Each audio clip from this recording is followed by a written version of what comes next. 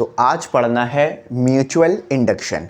देखो भाई, बहुत आसान टॉपिक है। मैं आपको जो है वो इस फॉर्मूले की डेरिवेशन भी कराऊंगा, साथ साथ इस फॉर्मूले की डेरिवेशन भी कराऊंगा, और साथ ही साथ कॉन्सेप्ट क्लियर हो जाएंगे ना तो मज़ा आ जाएगा पढ़ने का। ठीक है, चलो आओ म्यूचुअल इंडक्शन समझते हैं कि म्यूचुअल इंडक्शन है क्या। देखो, म्यूचुअल इंडक्शन क्या है आपके पास कि आपके पास इस कॉइल के अंदर क्या होगा, करंट और वोल्टेज। बात समझना, ठीक है, यही सारा बेस है आपका। इस कॉइल के अंदर क्या होगा आपके पास, करंट और वोल्टेज। इस कॉइल में करंट और वोल्टेज होने की वजह से इस कॉइल में भी करंट और वोल्टेज आ जाएगा। इसी को हम कहते हैं म्यूचुअल इंडक्शन। अब हो क्या रहा है वो मैं मजीद डिटेल में जाता हूं, लेकिन बेसिक याद रखो कि आपके पास इस कॉइल में कोई करंट नहीं है, कोई वोल्टेज नहीं है, लेकिन जब आप इस कॉइल में करंट और वोल्टेज लाओगे तो इस कॉइल के अंदर इंड्यूस ईएमएफ और इंड्यूस वोल्टेज आ जाएगा। इसी को कहेंगे म्यूचुअल इंडक्शन। सेल्फ इंडक्शन पढ़ा है ना, कुछ उसी तरह की चीज़ है, लेकिन थोड़ा सा अलग है। सही है। अब देखो होता क्या है, ज़रा बात सुनो। इस कॉइल के अंदर आपके पास क्या आएगा, इस कॉइल के अंदर आपके पास आएगा करंट। सही है। और फिर उस करंट में आप लाओगे चेंज। चेंज कैसे लाओगे, यहाँ पर हमने एक रियोस्टेट लगाया हुआ है। सही है। जब करंट में चेंज आएगा तो आपको पता है कॉइल में अगर करंट आ रहा है तो मैग्नेटिक फील्ड भी होगी। अब मैग्नेटिक फील्ड इस कॉइल से निकल के जब इस कॉइल में जाएगी और उस मैग्नेटिक फील्ड में जो है वो चेंज आएगा, यानी मैग्नेटिक फ्लक्स जब चेंज होगा तो क्या प्रोड्यूस हो जाएगा, आपके पास इंड्यूस करंट प्रोड्यूस हो जाएगा, इंड्यूस ईएमएफ प्रोड्यूस हो जाएगा। बात समझ आ गई, इंड्यूस ईएमएफ कैसे आ रहा है। चलो अब मजीद डिटेल में जाते हैं, मजीद डेप्थ में जाते हैं और मजीद कॉन्सेप्ट का फील लेते हैं। चलो ज़रा देखो होता क्या है। अब सारी बात समझ में आ गई ना, उसी को दिमाग में रखना, सब क्लियर हो जाएगा। फैराडे लॉ भी याद रखना। फैराडे लॉ आपके पास क्या था, फैराडे लॉ आपके पास था कि टर्न्स फ्लक्स में चेंज डिवाइडेड बाय टाइम के रिस्पेक्ट से। अच्छा देखो, इस कॉइल में आपके पास है टर्न्स। टर्न्स क्या है, इसके ऊपर मैंने कोई वायर लिपटा हुआ है। ठीक है, ये हो गया आपके पास टर्न्स। ये क्या हो गया आपके पास, टर्न्स। इसे हमने कह दिया एन पी। देखो, जिस कॉइल में आपके पास करंट आ रहा है, यानी जिस कॉइल में आप करंट बैटरी के जरिए से ला रहे हो, वो कहलाएगी प्राइमरी कॉइल। वो क्या कहलाएगी, प्राइमरी कॉइल। इसको हम ए कॉल करेंगे, ए कहेंगे। ये को क्या कहलाएगी आपके पास, प्राइमरी कॉइल। समझ में आ गई बात। प्राइमरी कॉइल कौन सी होगी, जिसमें आपके पास सोर्स लगा हुआ है, बैटरी लगी हुई है, और जिसमें पहले करंट आएगा। अच्छा, ये आपके पास है बी, सेकेंडरी कॉइल। क्या है ये, मेरे साथ साथ डायग्राम बनाते रहो। सेकेंडरी कॉइल, इसमें क्या होगा, इसमें जो है वो इस कॉइल की वजह से करंट पैदा आएगा, इधर आएगा। सही है। अब इसमें भी आपके पास टर्न्स हैं, इसमें भी क्या है आपके पास, टर्न्स हैं, यानी इस पर भी वायर लिपटा हुआ है। अब देखो, इसके वायर को हम क्या कहेंगे, इसके वायर को हम कहेंगे एन एस। देखो एन पी यानी टर्न्स, जो आपका वायर लिपटा हुआ है ना उसके टर्न्स, और एन एस जो वायर लिपटा हुआ है उसके टर्न्स। ये आपके पास है गैल्वेनोमीटर, ये आपके पास है बैटरी, बैटरी या सोर्स जो आप कहते हो। अब देखो होता क्या है, मजीद डिटेल में और डेप्थ में समझ लो ताकि कॉन्सेप्ट का फील आ जाए। अब देखो, ये है स्विच। स्विच जब ओपन होगा कोई करंट इस कॉइल में नहीं होगा, और ना ही फिर इस कॉइल में कोई करंट आएगा। सही है, जीरो जीरो है अभी आपके पास। अब हमने स्विच को कर दिया क्लोज। स्विच को क्या कर दिया बच्चों, क्लोज कर दिया। स्विच को जैसे ही मैंने क्लोज किया तो मैंने क्या देखा, स्विच के क्लोज होने से इस कॉइल में आ गया करंट। सही है, करंट आ गया।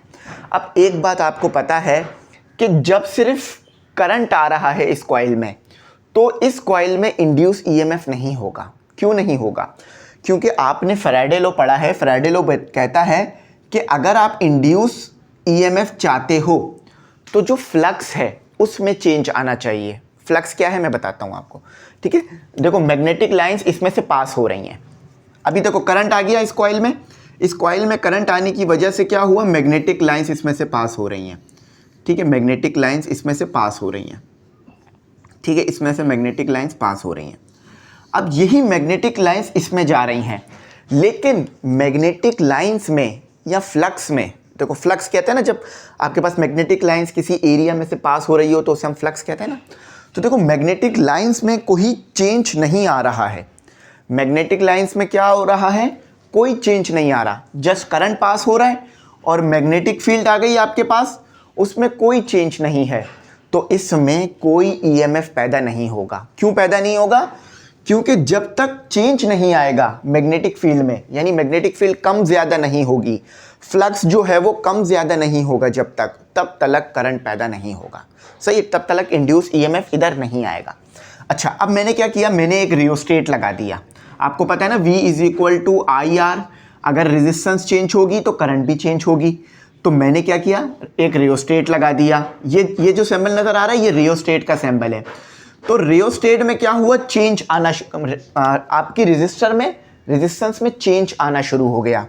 तो रेजिस्टेंस में जब चेंज आया तो बच्चों करंट में चेंज आया। जब करंट में चेंज आया तो जो मैग्नेटिक फील्ड यहाँ से निकल रही थी उसमें चेंज आया। जब मैग्नेटिक फील्ड इधर से पास होगी, जब मैग्नेटिक फील्ड इधर से पास होगी, ठीक है, इधर से पास होगी जब मैग्नेटिक फील्ड, ठीक है, जब मैग्नेटिक फील्ड इधर से पास होगी जिसमें चेंज आ रहा है तो वो क्या बन जाएगी, फ्लक्स बन जाएगी। ठीक है, फ्लक्स में चेंज आ रहा है टाइम के रिस्पेक्ट से, तो यहां पर पैदा हो गया इंड्यूस्ड ईएमएफ। बात क्लियर हुई? देखो मजा आया, कॉन्सेप्ट समझ में आया? बस यही चीज मैंने आपको समझानी थी।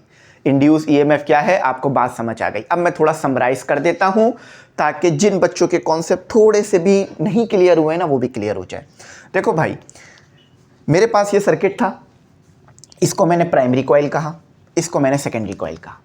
प्राइमरी कॉइल में मैंने जो है वो स्विच को क्लोज कर दिया, यानी सर्किट क्लोज हो गया। आपके पास सर्किट शॉर्ट हो गया।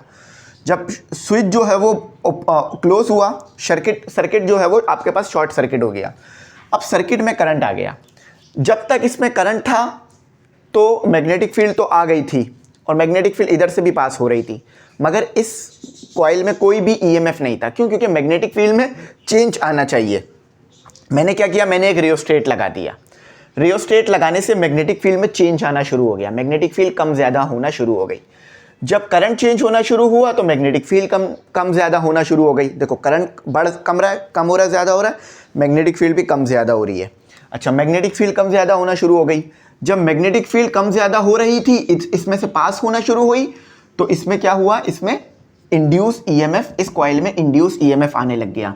कोई भी सोर्स कनेक्ट नहीं किया हुआ इस कॉइल में, कोई भी बैटरी नहीं लगाई हुई, लेकिन फिर भी इस कॉइल के पास वोल्टेज है और इस कॉइल के पास करंट है, लेकिन ये इंड्यूस्ड है।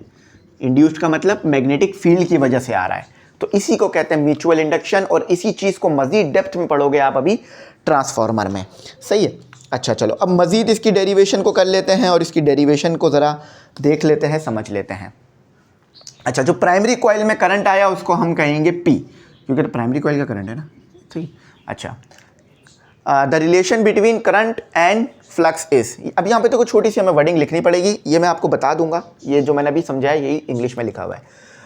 मैं यहाँ लिख देता हूँ अकॉर्डिंग टू कंडीशन। ठीक है, अकॉर्डिंग टू कंडीशन। अब कंडीशन के मुताबिक क्या है, कंडीशन देखो क्या है, कंडीशन ये है कि जितना ज़्यादा करंट होगा इधर उतना ही ज़्यादा फ्लक्स में चेंज आएगा इधर। ठीक है, तो डायरेक्टली प्रोपोर्शनल हो गया आई पी। सही है, और फ्लक्स आ गया आपके पास इसमें, इससे जो फ्लक्स पास हो रहा है इसे एन एस के लेते हैं, फाई एस के लेते हैं, और टन्स। ठीक है, अब इसका रिलेशन मैं आपको बताता हूँ। ये रिलेशन क्या है आपके पास, देखो ये रिलेशन ये बता रहा है कि जितना ज़्यादा करंट आपके पास होगा ना प्राइमरी कॉइल में, या जितना ज़्यादा चेंज आएगा करंट में प्राइमरी कॉइल में, उतना ज़्यादा फ्लक्स जो है इसमें से जो है वो पास होगा। देखो बात सुनो ना, देखो मेरे पास करंट कम है तो इस कॉइल में जो फ्लक्स होगा वो भी कम होगा, है ना। लेकिन अब मैं करंट को बहुत बढ़ा दूँ तो इस कॉइल में से फ्लक्स भी तो बहुत ज़्यादा पास होगा ना, बहुत ज़्यादा इंटेंसिटी से पास होगा। अच्छा, अब जितने ज़्यादा इस कॉइल में टर्न्स होंगे, जितने ज़्यादा इस कॉइल पे जो वायर है उस पर टर्न्स होंगे, उतना ज़्यादा आपके पास फ्लक्स पैदा होगा, उतना ज़्यादा इंड्यूस ईएमएफ आएगा। चलो बात क्लियर हो गई, बात समझ आ गई ना, ये क्या रिलेशन निकल कर आया। अच्छा, अब हमें पता है हमें यहाँ प्रोपोर्शनैलिटी हटानी है तो एक कांस्टेंट लाना पड़ेगा, कांस्टेंट ऑफ प्रोपोर्शनैलिटी। एक मिनट ज़रा इसकी स्पेलिंग सही करते हैं।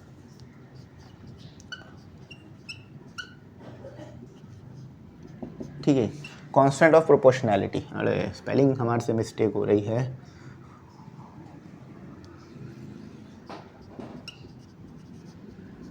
ठीक है, कांस्टेंट ऑफ प्रोपोर्शनैलिटी। अब देखो कांस्टेंट क्या लगेगा, कांस्टेंट यहाँ लगेगा NS phi s equal to, अब म्यूचुअल है ना, तो म्यूचुअल के लिए यहाँ हम यूज़ करेंगे सिंबल M। ठीक है, तो ये हमारा कांस्टेंट आ गया। अच्छा, अब देखो मुझे ये चाहिए ना, ये चाहिए, जस्ट M क्या करो आप, यहाँ पर आप M को इधर रहने दो और NS और डिवाइडेड बाय IP, ये लो, ये आपका देखो ये फॉर्मूला आ गया। ठीक है, इसका यूनिट याद रखना, इसका यूनिट जो होता है वो होता है हेनरी। अच्छा, वो देखो हेनरी जो यूनिट है ना, वो मुख्तलिफ चीज़ों से मिलके बन रहा है, वो मैग्नेटिक फ्लक्स और करंट, इनसे मिलके बन रहा है। सही। अच्छा, अभी ये हमारे पास आ गया, लेकिन हमें ये भी ड्राइव करना है, छोटा सा ये भी ड्राइव करना है। तो here we use Faraday law of electromagnetic induction. Here we use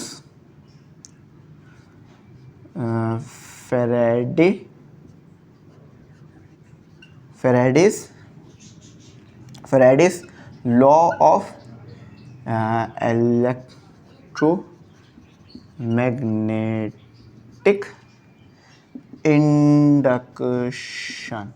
अच्छा, Faraday law of electromagnetic induction क्या होता है आपके पास, मैंने यहाँ तक लिखा हुआ भी है, ये लिखा हुआ, तो E is equal to N delta T upon T, delta T upon T।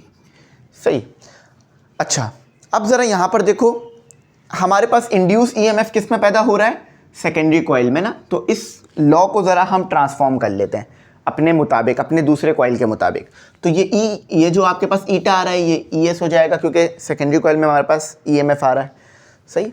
उसके बाद अच्छा, नंबर ऑफ टर्न्स किस कॉइल में ले रहे हैं हम, इस कॉइल के ले रहे हैं, तो ये NS हो जाएगा। फ्लक्स किस कॉइल में लिया हमने, उस कॉइल में लिया हमने, तो फ्लक्स उस कॉइल में लेने की वजह से हमारे पास ये चेंज ही है, लेकिन वो डेल्टा हटा रहा हूँ क्योंकि देखो यहाँ भी डेल्टा नहीं लगा हुआ ना। अच्छा, अब आपके पास टाइम तो टाइम ही रहना है, ठीक है, डेल्टा T तो डेल्टा T रहना है। अच्छा, इसमें तो आपके पास कोई चेंज नहीं आ रहा। अच्छा, अब देखो NS यहाँ भी है, NS यहाँ भी है, अगर मैं इसको सेट करा दूँ, ठीक है, क्योंकि देखो मुझे चाहे तो कंपेयर भी कर सकते हो आप या सेट करा सकते हो, जैसा बेहतर लगे। अगर मैं इसको सेट करा दूँ, यूज़ इक्वेशन 1 कह लेते हैं इसे, यूज़ इक्वेशन 1, देखो, और इसे इक्वेशन 2 कह लेते हैं। देखो, अगर इक्वेशन 1 को मैं NS के लिए सेट करा लूँ तो ऐसे हो जाएगा, MIP divided by phi s is equal to NS। कोई गलत बात तो नहीं है ना। देखो, मैंने इसको क्या किया, इस इक्वेशन 1 को NS के लिए सेट करा दिया। अब पुट कर दो इक्वेशन 2 में, पुट इन इक्वेशन 2, इक्वेशन 2 में पुट कर दो, तो आपके पास क्या निकल कर आया, ES इज इक्वल टू, देखो ES तो आ गया। अच्छा, अब माइनस आ गया, NS की जगह पर क्या आ गया, NS की जगह पर आ गया MIP divided by phi s। ठीक है, ये तो NS की जगह पर आ गया और ऑलरेडी क्या मौजूद था, phi s divided by delta T। देखो क्या किया, मैं समझाता हूँ। सबसे पहले तो मैंने फैराडे लॉ लिखा, फैराडे लॉ को अपनी कंडीशन के मुताबिक ड्राइव किया कि ये जो नंबर ऑफ टर्न है वो सेकेंडरी कॉइल के थे, तो इसलिए NS phi s और डेल्टा T तो डेल्टा T, टाइम तो टाइम ही रहेगा। अब मैंने इक्वेशन 1 को सेट करा लिया, NS के लिए सेट कराया, तो MIP divided by phi s। अच्छा, अब मैंने NS को उठाकर इक्वेशन 2 में पुट कर दिया, तो देखो phi s delta T same आ गया, NS की जगह पे क्या आ गया, MIP और ये phi s से phi s कैंसिल हुआ अकॉर्डिंग टू आवर कंडीशन, ये MIP divided by delta T। ये लो, यहाँ तक हमारा जो था हमारा काम कंप्लीट हुआ। देखो, यही चीज़ ड्राइव करनी थी ना, यही चीज़ ड्राइव करनी थी, बस थोड़ा सा काम साफ सुथरा हो जाए तो मज़ा आ जाए। चलो ठीक है, देखो ड्राइव हो गया आपके पास पूरा, समझ में आ गई बात। 14 मिनट का लेक्चर हुआ है। अब हम थोड़ी सी इंग्लिश को भी पढ़ लेते हैं ताकि बात समझ में आ जाए। अच्छा देखो, अब इंग्लिश में देखो क्या लिखा हुआ है, म्यूचुअल इंडक्शन क्या होती है ये सुनो। अभी आप पढ़ चुके हो, उसी को इंग्लिश में पढ़ना है, ये बुक में लिखा हुआ है आपके। इमेजिन, सोचो, आपके पास दो कॉइल हैं और वो क्लोजली पोजीशनड है कॉइल, यानी दोनों कॉइल करीब करीब रखे हैं, बहुत दूर नहीं है, सही है। द कॉइल कंटेन, कॉइल में मौजूद है एक, पहले कॉइल में मौजूद है AC करंट, इसे AC से हटा दो, डीसी कर लो, हमने डीसी करंट यूज़ किया, हमने एसी करंट यूज़ नहीं किया। सही है, हमने यहाँ डीसी यूज़ किया है। अगर एसी यूज़ करता तो फिर रियोस्टेट लगाना नहीं पड़ता। तो हमारे पास डीसी करंट मौजूद है। अच्छा, जिसमें मौजूद है, जिस कॉइल में सोर्स मौजूद है, बैटरी मौजूद है, उसे आप क्या कहोगे? इस कॉल्ड प्राइमरी कॉइल। तो वो प्राइमरी कॉइल है, सही है।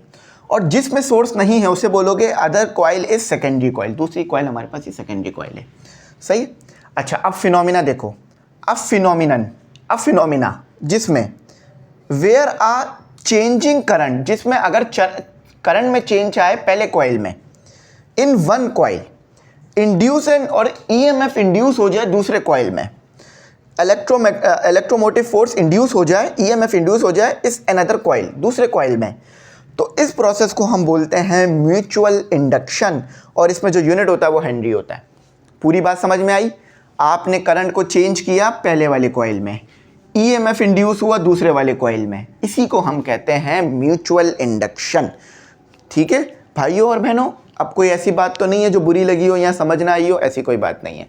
अब ये जो कॉन्सेप्ट आपने पढ़ लिया ना, इसी कॉन्सेप्ट के बिहाफ पर मैंने आपको अगला पूरा का पूरा ट्रांसफार्मर का कॉन्सेप्ट समझाना है। आपके घरों के बाहर ट्रांसफार्मर लगा हुआ होता है, देख के हैरानी तो होती होगी कि क्या ये बिजली प्रोड्यूस कर रहा है, ये क्या ये बिजली को कम ज़्यादा कर रहा है, ये आखिर कर क्या रहा है। तो हमें भी हुआ करती थी ऐसी ताज्जुब, लेकिन जब से हमने पढ़ लिया तो अब हमारी ताज्जुब ख़त्म हो गई। अब हमें पता है उस ट्रांसफार्मर में क्या होता है।